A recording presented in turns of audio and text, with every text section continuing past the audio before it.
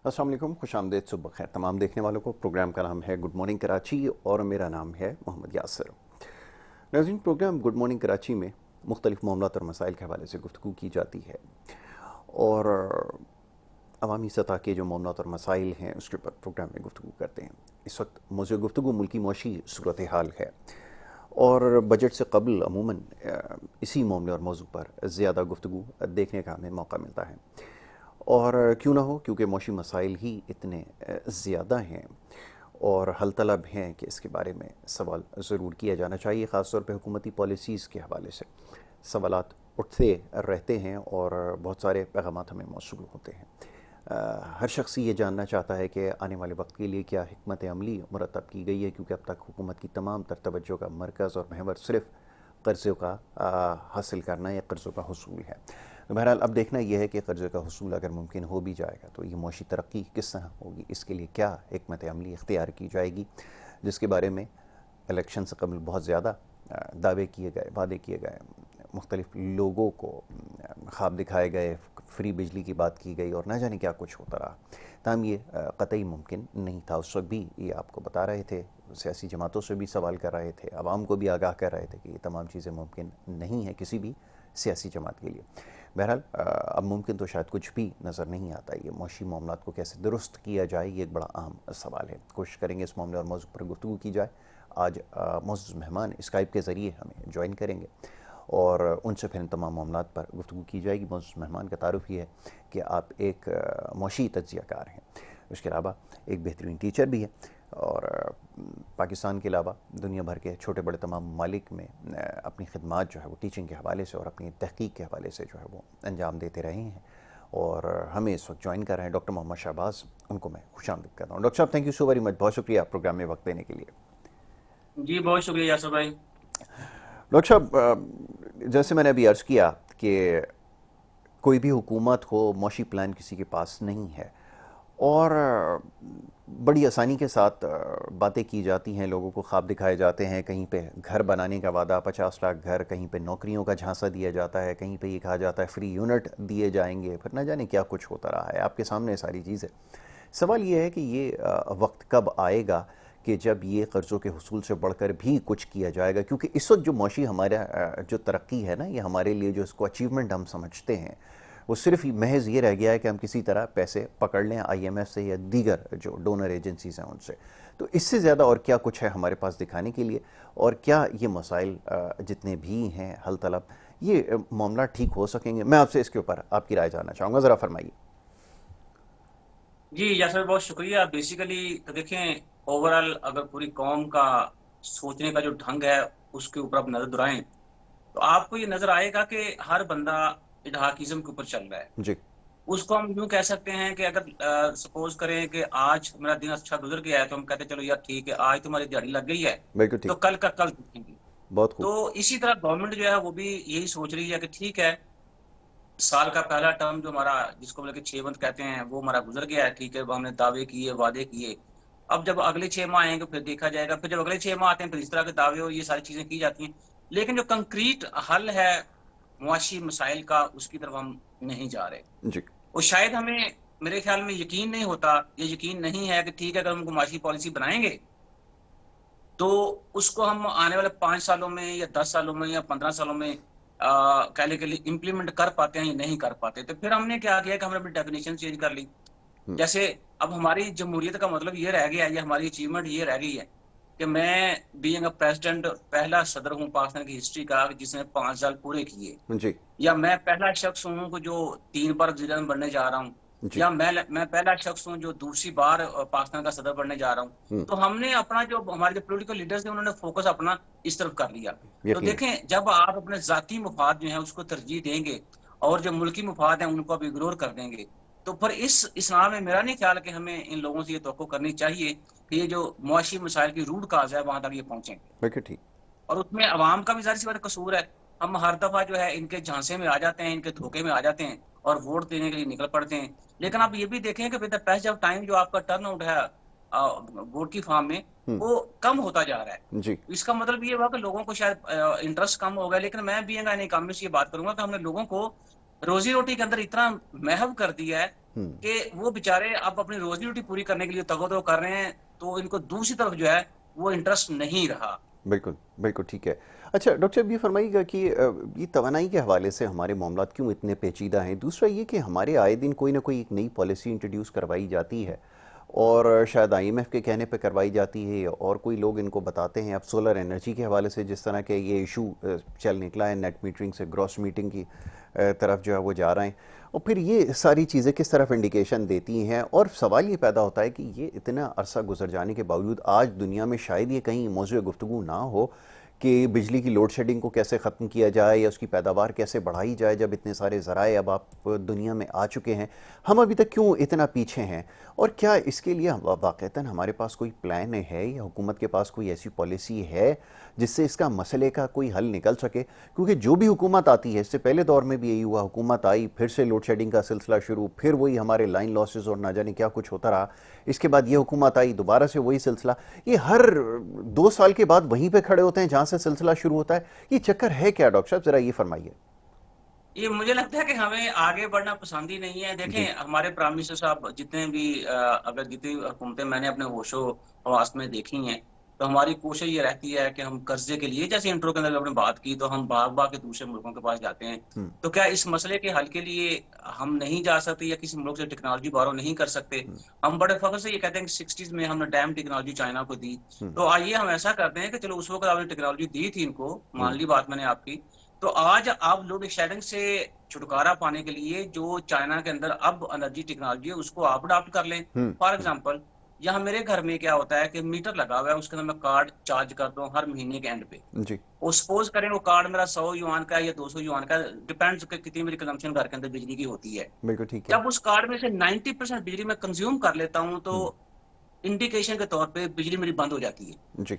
तो मुझे पता चल जाता है कि इसका मतलब कि मेरे कार्ड के अंदर जो चार्जिंग थी या पैसे जो थे वो कम हो गए, तब मुझे दोबारा फिर वो ऑफिस जाना पड़ेगा, वहां जाकर मैं कार्ड चार्ज कराऊंगा, तो अगला महीना जो मेरा घर के अंदर बिजली उसकी प्रोविजन होगी। जी। तो ये बड़ा सीधा सा फार्मूला है प्रीपेड का। बिल्कुल ठीक मुझे है। ये बताएं कि ये इतने हमारे वफद आते हैं और हम ये भी कहते हैं कि चाइना के साथ हमारी दोस्ती जो है वो हिमालय के पहाड़ से भी ऊंची है और शहर से भी ज्यादा मीठी है। तो हम्म। चलो उस ऊंचाई में से, उस मिठास में से थोड़ा सा पोर्शन है बारो करके, तो यही सिस्टम हम इम्प्लीमेंट कर लें। बिल्कुल आप ये ठीक। बिजली चोरी उससे ही बच जाएंगे, आप लोड शेडिंग का मसला उससे ही बच जाएंगे। जो जो लोग बेदरेक बिजली का इस्तेमाल करते हैं बगैर सोचे समझे, बगैर किसी प्लानिंग के, उस चीज से बच जाएंगे। हम्म। तो आप मुझे बताइए कितना मुश्किल काम है। बिल्कुल ठीक है। हम कोई बार मुश्किल बार नहीं। उस तरफ जा रहे हैं जहां से थोड़ा सा, आप एक तरफ आप ये कह रहे हैं कि हम जो सोलर पैनल को हम सस्ता कर रहे हैं ताकि लोग सोलराइजेशन के ऊपर जाएं, हम्म। दूसरी तरफ आप क्रॉस मीटरिंग का कॉन्सेप्ट लेके आ रहे हैं।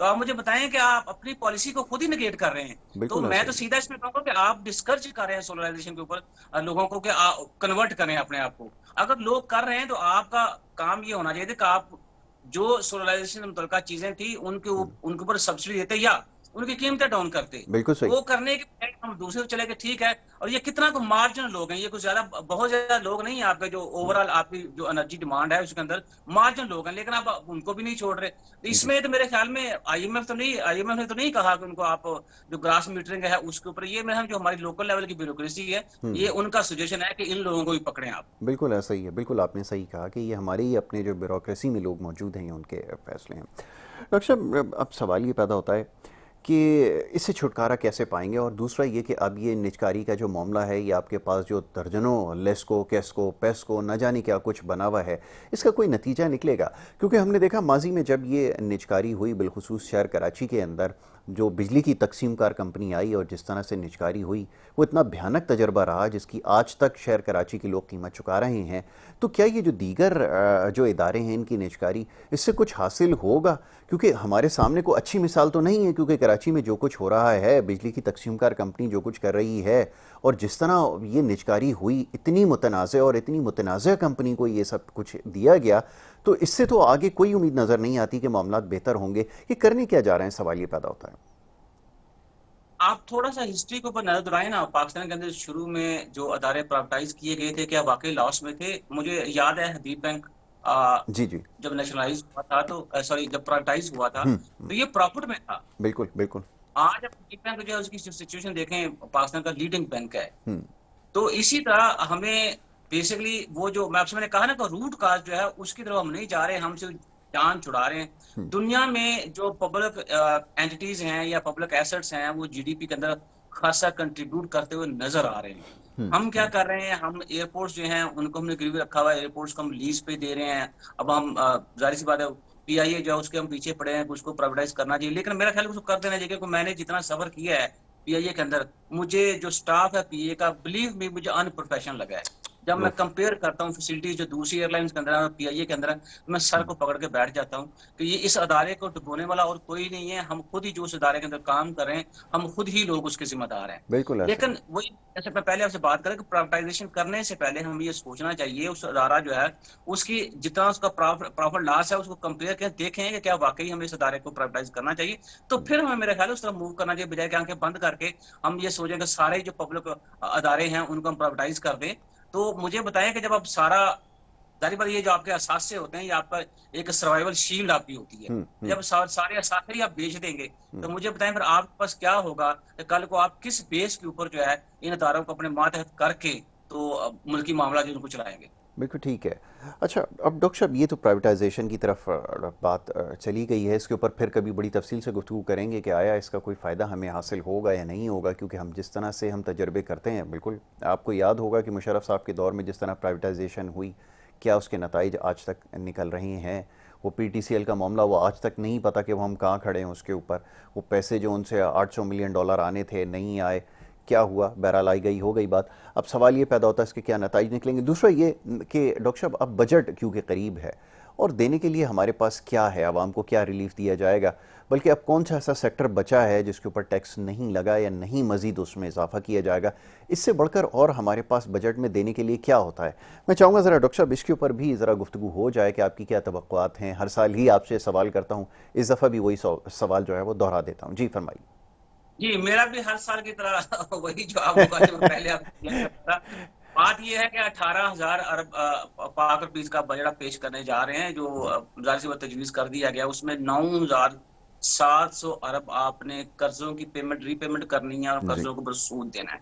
बाकी आप देख रहे हैं कि 8,000 और तकरीबन को 300 या सॉरी 700 अरब जो है जिसके ऊपर आपने मुल्की मामला देखने हैं। उसके अंदर भी आप देखेंगे, फिर आप जाहिर बात है वो करेंगे, उसको सेग्रीगेट करेंगे, देखेंगे कि एजुकेशन सेक्टर को कितना हमने एलोकेट करना है, जो हेल्थ सेक्टर को कितना एलोकेट करना। अभी तक तो प्रायोरिटी मुझे गवर्नमेंट की नजर नहीं आई दोनों सेक्टर में। बिल्कुल।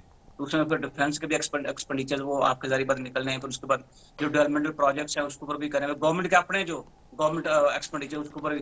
तो मेरा ख्याल है कि वो लोगों के लिए बड़ा बड़ा माइनर सा पार्ट बचेगा।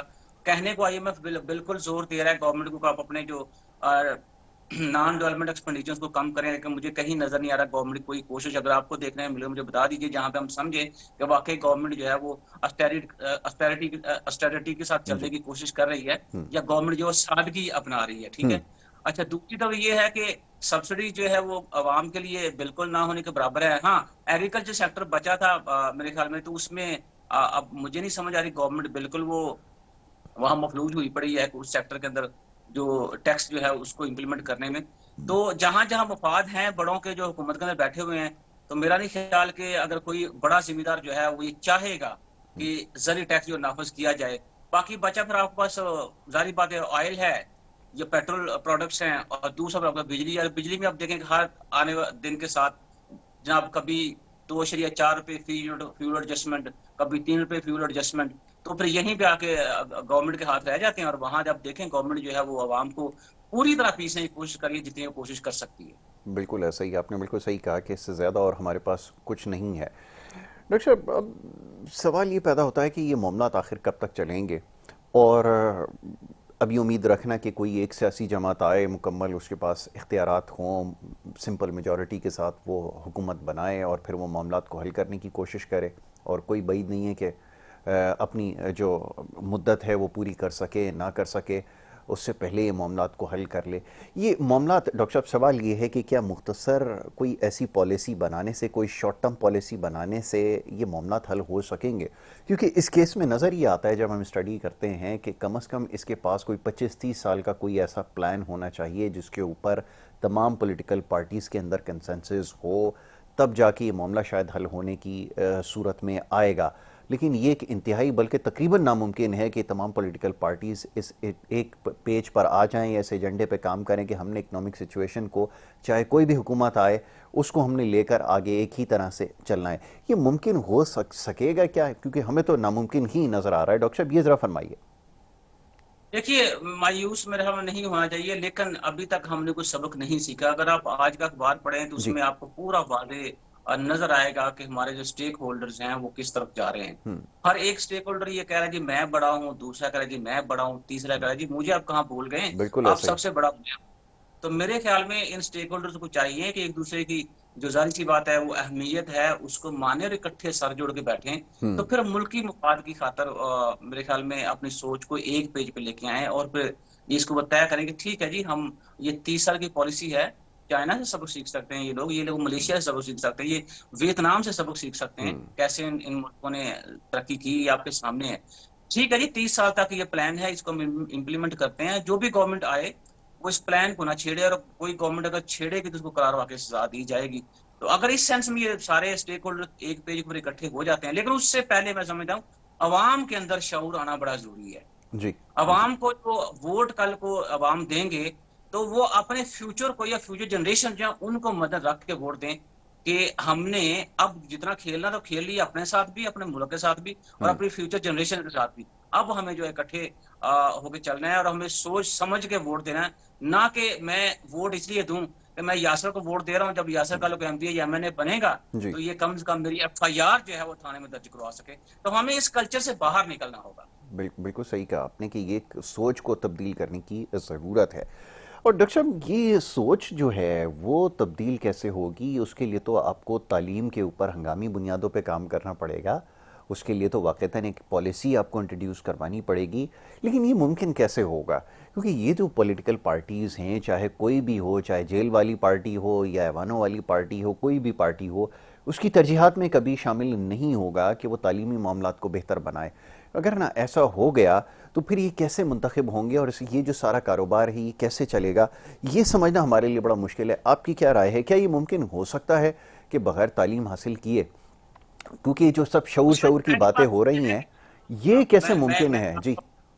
हाँ, अपनी एग्जांपल आपको देता हूँ कि जो लोग हम्म। देहात में या शहरों से पढ़ के बड़ी बड़ी पोस्टों पे या बड़ी बड़ी पोजीशन पर बैठे हुए हैं, उनको ये चाहिए कि वो जो जगह जहाँ से बचपन उन्होंने अपना गुजारा, जहाँ बचपन में उन्होंने तालीम हासिल की, उन उन जगहों को कुछ लुटाएं। हम्म। इसकी एग्जांपल मैं आपको यूँ देता हूँ कि मैं जो मेरे गांव का प्राइमरी स्कूल, अब तो खैर वो हाई स्कूल हो गया, जहाँ से मेरी दोनों सिस्टर ने प्राइमरी पास किया, तो वहाँ जी। मैंने अपने बेटे के नाम का एक ब्लॉक बनवा रहा हूँ, 4 कमरों का। हम्म। तो हम्म। ब्लॉक का जो हाफ पोर्शन है मैंने अपने प्राइमरी टीचर का नाम किया है, और जो उसका अपर पोर्शन है वो मैंने अपने जो रिसर्च वाले टीचर है कराची में, मैंने उनके नाम किया है। माशाल्लाह। तो हुआ क्या कि मैं एक दिन ऐसे गाड़ी पे जा रहा था, मुझे एक बंदे ने रोका, मुझे कहता यार मुझे तुमसे काम है। हम्म। मैं कहा जी बोलिए। कहते यार ऐसा करो कि मेरे घर के सामने जो गली है ना हम्म। मेरे घर, तो उसको बनवा दो। ठीक। मैं कहा भाई मेरे पास जो पैसे थे मैं तो अपनी जेब से पैसे लगाता हूँ। हम्म। अब मैं कोई पॉलिटिकल लीडर तो नहीं हूँ, आपका कोई यूनियन काउंसिल मेंबर तो नहीं हूँ, या हम्म। वो हम्म। क्या कहते हैं उसको, एमपीए तो नहीं हूँ। तो मैं तो बच्चियों को स्कूल के अंदर जो काम करवा रहा हूँ। तो कहता यार छोड़ो बच्चियों को, तुम ऐसा करो मेरी गली जो है ना वो बनवा दो। यकीन करें यासर, मैं उस बात के ऊपर इतना 2 दिन शॉक में रहा कि उफ। यार ये लोग कहाँ रह रहे हैं, बच्चियां सारों की साझी होती हैं, तो आपको फख्र होना चाहिए इस बात के ऊपर। कोई बंदा जो है गाँव हम्म। का उठ के वो इतना कंसर्न है हमारी फ्यूचर जनरेशन के लिए। लेकिन हमें जो हमारे घर के सामने नाली है वो हमें ठीक करना ज्यादा जरूरी लगा है, बजाय कि हम बच्चों के ऊपर या बच्चों के एजुकेशन के ऊपर खर्च करें। तो जो बताएं। मैं आपसे बात कर रहा हूँ ना कि जी। जी। अवाम को शऊर जो है, तो अवाम को शऊर तभी आएगा जब तालीम की अहमियत जो अवाम को बताएंगे, और अवाम फिर तालीम की अहमियत को सामने रख के आपसे बात करेंगे कि भाई ठीक है बाकी सारा कुछ बाद में, हम्म। तालीम और सेहत जो है वो सबसे पहले, और इसके ऊपर हमसे बात करें। बहुत तो खूब। तब जाके ये पॉलिटिकल लीडर जो है इनको भी समझ आएगा कि ठीक अवाम जो है अब हमसे अपना वो जो राइट है ना, जिसे कहते हैं साडा हक इत्थे रख, इत्थे रख, उसके ऊपर बिल्कुल बात ठीक है। करेंगे। तो ठीक हमें हो अब गया। इस तरह से डॉक्टर साहब, एक ब्रेक के लिए कहा जा रहा है, एक छोटी सी ब्रेक लेनी है। ब्रेक के बाद जब वापस आते हैं तो और जो दीगर मामलात और मौजूद हैं उस पर गुफ्तगू की जाएगी। एक छोटा सा ब्रेक यहाँ पर ले रहे हैं, ब्रेक के बाद वापस आएंगे। आप देखते रहिए हमारा प्रोग्राम।